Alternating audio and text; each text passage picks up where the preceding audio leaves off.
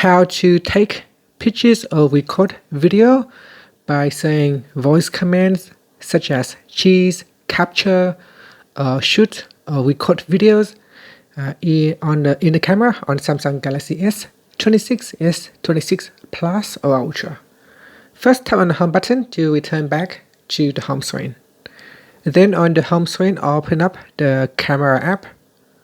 From here, tap on the menu button, then tap on the settings icon. In camera settings, we now scroll down and tap on shooting methods. Next, tap on voice commands and make sure the toggle button is turned on.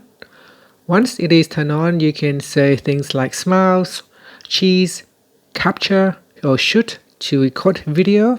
So let's go back to the camera and try it out. Shoot, capture, capture, smile, smile, or cheese, cheese, or record video.